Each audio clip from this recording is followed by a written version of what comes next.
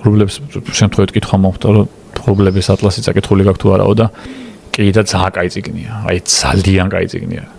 აი ესეთი, აი რაღაცნაირი უცნაური წიგნია რა, ძალიან უცნაურ დაბეჭდებას გიტოვებს და აი მე ამიტომ ვერ გავიგე, აი რა ხდებოდა წესიარად, უბრალოდ რა ხდებოდა როგორ ვერ გავიგე, მაგრამ ემოციებში რა ხდებოდა რო გითხულობდი, აი ძალიან უცნაური წიგნი, რაღაცნაირი მელანქოლიურიც არის. მომენტებს სასაცილოდ კაი წიგნი. როგორ წიგნია, იცი? ფილმიც ეგეთი. ჰა? ფილმიც ეგეთი. უცნაური ფილმი. უი, ფილმი არის ხო მაგისი? ო. წიგნი არის როგორ ფილმი არ მახსოვს ეგრეა? წიგნი ხო იცი როგორ არის, რომ ერთი ისტორია რო იწყება, არ მთავრდება. მეორე იწყება. მე მესამე, მე მეოთხე, მე მეხუთე, მე მეექვსე იწყება, მთავრდება. მე მეხუთე მთავრდება, მე მეოთხე, მე მესამე, მე მეორე, მე პირველი. მე მგონი ეგრეა ფილმიც. ფილმიც ეგრეა, ხო? ეგრე მახსოვს. ხო და აი რაღაცნაირი წიგნია, რაც გადაობა საკაიფ წასაკითხია და ეს რაღაც უცნაური საბეჭდილებები გექნება და ისეთია რა. მე მგონი ეგეთ წიგნს ოღონდ იმას კარგული ისმობა ეს შემადგენლობით აწერია და ისტორია რა არის და რაღაცა.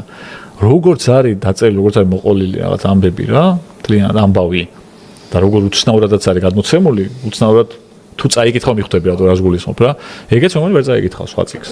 მე არ მახსენდება რა. და ძალიან კაი არის, ძალიან საკაიფო წიგნია რა. გაუცილებლად არ წავიკითხავ.